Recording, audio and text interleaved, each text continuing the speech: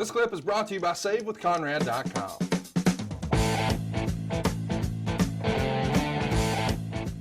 Saturday night's main event goes down on Halloween, and it airs on November 2nd, 1985. Hulk Hogan's going to team up with Andre the Giant to defeat King Kong Bundy and Big John Studd by DQ in 8 minutes. That show draws a 6.3 rating. At the fifth Saturday night's main event, Bundy wins a squash match in 43 seconds. But this is his most memorable moment, this particular show. When Hogan is wrestling Don Morocco, he's ambushed by Bundy and his manager, Bobby the Brain Heenan, and that sets up a feud with Hogan and Bundy. Hogan requires medical attention from the beating, and they even follow him to the hospital. They're interviewing doctors there at the hospital. They say the word hospital on WWE programming. It's pretty remarkable. In Hulk Hogan's WWE published autobiography, Hogan claimed he did in fact receive minor injuries from the incident because Bundy had hit him full force to make it look real. And because Morocco held his arms, Hogan couldn't protect himself. So as a result, he says all of his ribs popped in the same way you might normally pop your knuckles, with the pain causing Hogan to legitimately black out. And he's diagnosed at the hospital with minor hairline fractures of the ribs. If you go back and watch the segment, Bundy does hit the avalanche 3 times, but the first time he does hit Hogan with such force that the ring post actually moves. But this is kind of fun. Oh, it cracked my ribs like it would your knuckles. I don't know why, but that tickled me. What do you make of this report? Well, you never been squashed with the goddamn avalanche by King Kong Bundy. Nope, I haven't. I'm asking you. Then by God, it would maybe pop your ribs too. I got protective karate fat. I'm going to be okay. Pop my knuckles and nothing happened. That's what would happen if you got your ribs popped too. They would not make that sound. Yes, they would. King Kong Bundy did it. They would. Listen, this is classic mid 80s stuff. Bundy's a fixture on these NBC shows. Do you think Ebersol was enamored with the look? He was just easy to do business with. Why did they go back to him so often here? Because Bundy was top heel, and Bundy was a guy that could go out and perform every night and was larger than life. So if you want somebody to go out to promote that show that's going to dwarf pretty much anyone that he stands next to, King Kong Bundy's your guy. On Monday, April 7th, one of the only WrestleManias until 2020 not to be held on a Sunday, went down. It's WrestleMania 2. New York, Chicago, and LA. Each location has its own card, but the overall main event of the entire show is Hogan defending his championship against King Kong Bundy in a solid steel cage. Kind of interesting to picture it this way, but it's Hulk versus King Kong in 1986. It feels like something from a movie or comic book, doesn't it? Just so far ahead of their time, by God, when you look at it, but without a doubt, yeah, that was the old blue, big blue, that horrible, non-forgiving blue cage that was designed so that Bruno and the Sheik could climb out of it easily. Hated that cage. In the match, of course, Hulk Hogan defeated Bundy in about 11 minutes. Meltzer gave it a 1.25 stars.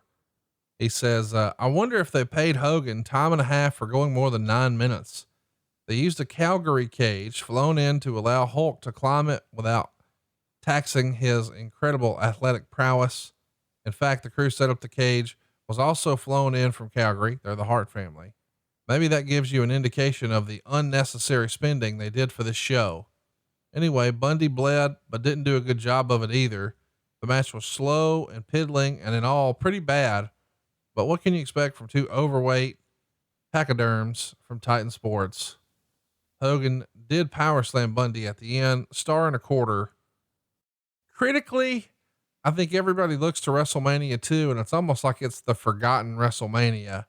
Everyone talks about the first one, of course, and then it feels like we just skip right to number 3. Do you think Vince does that too when he thinks back? Is it just one that he failed experiment? I think that a portion of that is so, and it was probably a good idea at the time from the standpoint of this will be different. Well, it sure was different. Different doesn't always equal good, but trying something new, yes, they did do that. They were able to emanate from 3 different locations, but a failed experiment. And it wasn't something that in hindsight you look back at and say, wow, that was really an artistic masterpiece, because it just wasn't. And you have to take into account those people that paid money in New York that now they get their show done. Now they've got to sit through Chicago and LA. Had to be brutal. The show is a huge success. It airs on October 3rd, 1987. So about 10 days later, it does a 9.7 rating, which is just unbelievable. But on the show, we would see Bundy with Andre in his corner defeat Paul Orndorff, managed by Oliver Humperdinck, in 8 minutes. He's going to be a big part of the inaugural Survivor Series event in 87. He's in the main event on Andre's team, along with One Man Gang, Butch Reed, and Rick Rude. They're going to face and defeat Hulk Hogan's team, which includes Paul Orndorff, Don Morocco, Ken Patera, and Bam Bam Bigelow. Hogan's eliminated after he slammed Gang and Bundy on the outside, but then he's counted out. And Hogan does a legitimate body slam on Bundy here on the floor, which is impressive. And Bundy would be eliminated by Bigelow, who hit the move he was using at the time, a slingshot splash into the ring. It's pretty crazy to even think about Hogan losing in this era, but I guess the idea is you got to give Andre the win back from WrestleMania 3, right? Right, for Survivor. Ooh. Yes. The November 28th, 87 Saturday Night's main event, we got King Kong Bundy headlined against Hulk Hogan for the WWE title, but as a surprise, Andre is in Bundy's corner, but he's ejected after interfering by grabbing Hogan's leg. How about this? Bundy wins the match. Now it's by count out because the brain is holding Hogan's leg when he's trying to climb back in, but still kind of a cool deal getting a win on Saturday night's main event. And his streak of prime roles on Saturday Night Main Event continues. When you come into the company, you know, I know that the legend would have it that somewhere somebody made a list. Here's our top baby faces. Here's our top heels.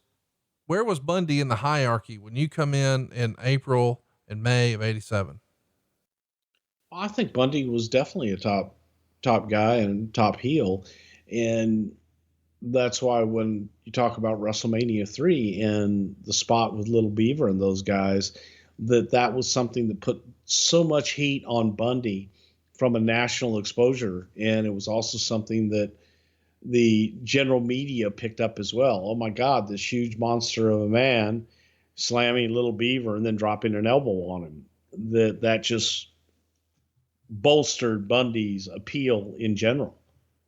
Hey, it's Conrad Thompson. Thanks for checking out the podcast here on YouTube. Be sure to hit the subscribe button and the notifications bell so you get a notice anytime we upload some new content. And go save yourself some money right now. If you're in a 30-year loan or you have credit card debt, it's not a matter of if I can save you money. It's a matter of how much.